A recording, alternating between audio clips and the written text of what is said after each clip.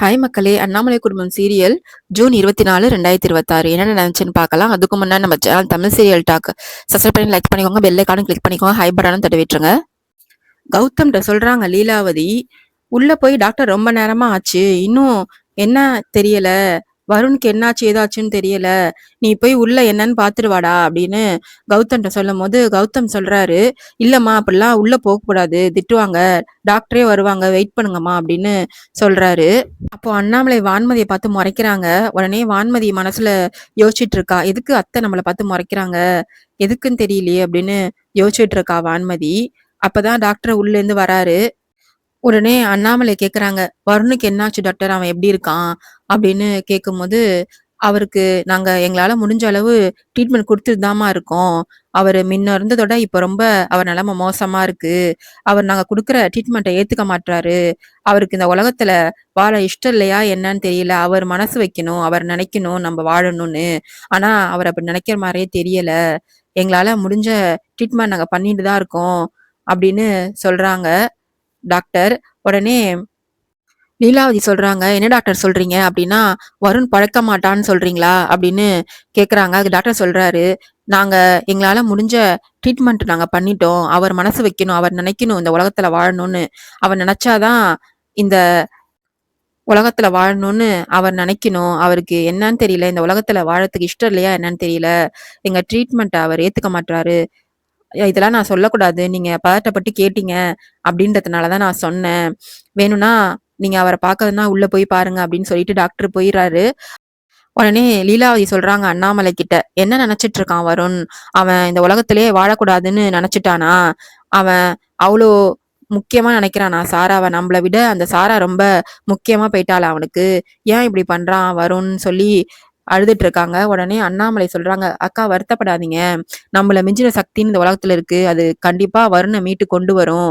நான் வருணுக்கு எதுவும் ஆக விட மாட்டேன், நீங்க கவலைப்படாதீங்க, வருணை மீட்டு நான் கொண்டு வருவேன் அப்படின்னு சொல்றாங்க. உடனே வான்மதி மனசுல யோசிக்கிறா, இது என்ன ஓவர் சீனா இருக்கே, டாக்டர் மிஞ்சின சக்தி என்ன இருக்கு, இவங்க என்ன சொல்றாங்க அப்படின்னு யோசிச்சுட்டு நின்னுட்டு இருக்கா. அண்ணாமலை பேசினது லீலாவதி பேசினதெல்லாம் வச்சு வெண்ணிலா ரொம்ப மனசு கஷ்டப்பட்டு கீழே இறங்கி போய் சாமி கிட்ட வேண்டிக்கிறா, சாமி நீ தான் இந்த வாழ்க்கையை எனக்கு கொடுத்த, நான் வருண் கூட சந்தோஷமா வாழணும், நானும் வருணும் சந்தோஷமா வாழணும் அப்படின்னு அழுதுட்டு சாமிகிட்ட வேண்டிட்டு நின்றுட்டு இருக்கா. அப்பதான் அண்ணாமலை வருண் ரூமுக்கு போறாங்க. போயிட்டு வருண்கிட்ட பேச ஆரம்பிக்கிறாங்க. வருண் அதெல்லாம் கேக்குறானே தவிர அவனால பேச முடியாது. அவன் ட்ரீட்மெண்ட் போயிட்டு இருக்கு. ஆனா அண்ணாமலை பேசுறதெல்லாம் அவன் காதுல விழுது. நான் அம்மா வந்திருக்கேன்ப்பா, நம்மளால ஒரு உயிர் இல்லாம போயிடுச்சுன்ற குற்ற உணர்ச்சி உனக்கு இருக்கிறது எனக்கு புரியுதுப்பா. நம்ம நேசிச்சவங்க இப்போ இல்லாம போயிட்டாங்கன்ற வலி எனக்கு புரிஞ்சுக்க முடியுது அப்படின்னு சொல்றாங்க. உன் கண்ணுல தூசி பட்டாலே அம்மாவால தாங்க முடியாது. நீ இப்படி இருக்கும் போது அம்மாவுக்கு எப்படி இருக்கு தெரியுமாப்பா அப்படின்னு சொல்லிட்டு இருக்காங்க. அம்மா உன் காதுல ஏத்துக்கலன்றதுனால உன் வலிய புரிஞ்சுக்க முடியாதுன்றது இல்ல அப்படின்னு சொல்லிட்டு பேசிட்டு இருக்காங்க வருண் கிட்ட. கீழே வெண்ணிலா சாமி கிட்ட நின்னு அழுதுட்டு பேசிட்டு இருக்கா. எங்களுக்கு இப்பதான் கல்யாணம் இருக்கு, நீ அதுக்குள்ள இவ்வளவு பெரிய கஷ்டத்தை குடுத்தினா நான் என்ன பண்றது, எந்த பொண்ணுக்கும் கொடுக்காத ஒரு கஷ்டத்தை எனக்கு கொடுக்குறியே சாமி அப்படின்னு சொல்லி வேண்டிட்டு இருக்கா. எனக்கு தாலி பிச்சையை கொடு, என் புருஷன் எனக்கு திருப்பி கொடுத்துரு சாமி அப்படின்னு கெஞ்சி சாமிகிட்ட வேண்டிட்டு இருக்கா. அங்க அண்ணாமலை வருண்கிட்ட பேசிட்டு இருக்காங்க. அண்ணாமலை வருண்ட்ட சொல்றாங்க, இந்த குடும்பத்துல யாராச்சும் ஒண்ணுன்னாவே என்னால் தாங்கிக்க முடியாது, ஆனா உனக்கு ஒண்ணுன்னா இந்த குடும்பமே உடைஞ்சு போயிடும் அப்படின்னு சொல்லி அழுதுட்டு இருக்காங்க வருண் கிட்ட. என்னோட அழுக சத்தம் உனக்கு கேக்குதா வருண் அப்படின்னு அழுதுகிட்டு இருக்காங்க. சாரான்னு ஒருத்தி இல்லாம போனதால உனக்கு வாழ்க்கையே இல்லாம போறதில்ல அப்படின்னு சொல்றாங்க. உன்னை மீட்டு கொண்டு வரதுக்காக இந்த அம்மா எந்த எல்லைக்கும் போவேன். நீ சாரா மேல வச்ச காதலோட என்னோட பாசம் பெருசு, அது எந்த எல்லைக்கும் போகும். உன்னை நான் மீட்டு கொண்டு வருவேன். இப்போ என்ன அந்த சாராவை உயிரோட கொண்டு வந்தா நீ இந்த நிலைமையிலேருந்து மீண்டு வருவியா அப்படின்னு சொல்றாங்க. சரி அந்த சாராவை உன் கண்ணு முன்னாடி கொண்டு வந்து நிறுத்துறேன் அப்படின்னு சொல்லிட்டு வெளியில போறாங்க. அப்போதான் அங்க வான்மதி, என்ன இவ்வளவு நேரமா அத்தை உள்ள போய் ரொம்ப நேரம் ஆச்சு, இன்னும் வெளில வரலையேன்னு யோசிச்சுட்டு உட்காந்துட்டு இருக்கா. அப்பதான் அண்ணாமலை வெளில வந்து, என்னாச்சு அண்ணாமலைன்னு லீலாவதி கேட்கும்போது லக்ஸ்ன்னு கூப்பிடுறாங்க. அப்போ லக்ஸ் எங்கெங்க இருக்கா அப்படின்னு கௌதம் சொல்றாரு.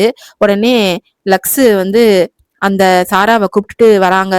வந்து நிக்கும் போது எல்லாரும் ஷாக் ஆகுறாங்க அந்த சாராவை பார்த்து, லீலாவதி கௌதம் எல்லாரும். அப்போ அண்ணாமலை யோசிச்சு பாக்குறாங்க என்ன நடந்துச்சுன்னு. அந்த சாரா வீட்டுக்கு போறாங்க. அப்போ அவங்க சாரா அம்மா காதுல ஹெட்போன்லாம் மாட்டிக்கிட்டு டான்ஸ் ஆடிட்டு இருக்கா. அதை பார்த்துட்டு லக்ஸும் அண்ணாமலையும் நின்றுட்டு இருக்காங்க. உடனே இவங்க பாட்டை ஆஃப் பண்ணிடுறாங்க. லக்ஸ் ஆஃப் பண்ண உடனே பாட்டு நின்றுது. அப்பதான் திரும்பி பாக்குறாங்க, அண்ணாமலையும் லக்ஸும் நின்றுட்டு இருக்காங்க. சாரா அம்மா ஷாக் ஆகி, எதுக்கு என் வீட்டுக்கு வந்திருக்கீங்க, முதல்ல வெளில போங்க அப்படின்னு சொல்றாங்க. அப்போ அந்த லக்ஸ் சொல்றாங்க, பொண்ணு செத்து போயிட்டா நீங்க என்னன்னா இந்த ஆட்டம் போட்டுட்டு இருக்கீங்களே அப்படின்னு கேக்குறாங்க.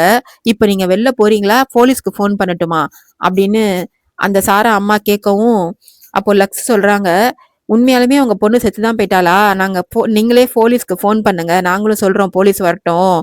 ஏன்னா பொண்ணு செத்து போயிட்டா எந்த அம்மா இப்படி ஆடுவாங்கன்னு நாங்க கேக்குறோம் போலீஸ்கிட்டயே அப்படின்னு சொல்றாங்க லக்ஸ். உடனே அண்ணாமலை சொல்றாங்க, முதல்ல உன் பொண்ணுக்கு போன் பண்ணு, வீடியோ கால் பண்ணு அப்படின்னு சொல்லும் போது, நான் பண்ண மாட்டேன் அப்படின்னு சொல்றா சாரா அம்மா. உடனே லக்ஸே அவ போனை எடுத்து வீடியோ கால் பண்ணும்போது, அம்மா கால் வருதுன்னு சொல்லி அந்த சாரா அட்டன் பண்றா. அப்போ வீடியோ கால்ல லக்ஸ் தெரியறாங்க.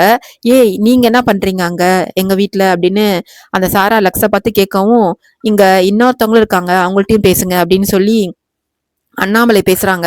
ஏய் சாரா, என் பையனை இந்த நிலைமைக்கு ஆக்கிட்டு நீனும் உங்க அம்மாவும் என்ன ஆட்டம் போட்டுட்டு இருக்கீங்களா அப்படின்னு கேக்குறாங்க அண்ணாமலை. உடனே உனக்கு ஒரு சான்ஸ் தரேன், இன்னும் 1 hour இருக்கு இந்தியாவுக்கு ஃபிளைட்டுக்கு, மரியாதையா 1 hourல நீங்க இருக்க அப்படின்னு சொல்லும் போது, என்னாலாம் அங்க வர முடியாது, நீங்க என்ன பண்ண முடியுமோ பண்ணிக்கோங்க அப்படின்னு சாரா சொல்றா. லாஸ்ட் சான்ஸ் தரேன், நீ இன்னும் 1 hourல இங்க இல்லைன்னா அவ்வளவுதான் அப்படின்னு சொல்லும் போது, என்னாலாம் வர முடியாது அப்படின்னு தெனாவட்டா சொல்றா அந்த சாரா.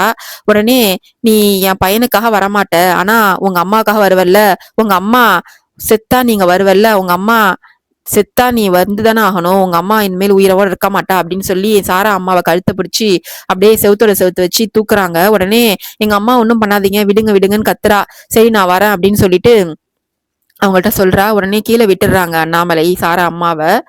நீ இன்னும் 1 hourல இங்க வந்து வர அப்படின்னு சொல்லிட்டு போனை வச்சிடுறாங்க. அததான் அவங்க யோசிச்சு பாக்குறாங்க. இங்க ஹாஸ்பிட்டல்ல லீலாவதி அந்த சாராவை பார்க்கவும், அடி பாவி, என் பையனை இப்படி ஆக்கிட்டியே, ஏன்டி இப்படி பண்ண அப்படின்னு திட்டிட்டு இருக்காங்க. உடனே உடனே அண்ணாமலை சொல்றாங்க, அவளை கூப்பிட்டு உள்ள போங்க அப்படின்னு சொல்லி வருண் ரூமுக்கு கூப்பிட்டு போறாங்க சாராவை. அப்ப உள்ள இருந்துகிட்டே திட்டுறாங்க, என் பையனை இந்த நிலைமைக்கு ஆக்கிட்டு உங்க அம்மாவும் நீயும் பொய் சொல்லி இப்படி ஆக்கிட்டீங்களே நல்லா இருந்த பையனை அப்படின்னு சொல்லி திட்டிட்டு இருக்காங்க. அப்பதான் வருண் கண்ணை முழிக்கிறான். முழிச்சு, இங்க பாரு வருண், சாரா வந்திருக்கா அப்படின்னு சொல்லும் போது கண்ணை முழிச்சு சாராவை பாக்குறான்.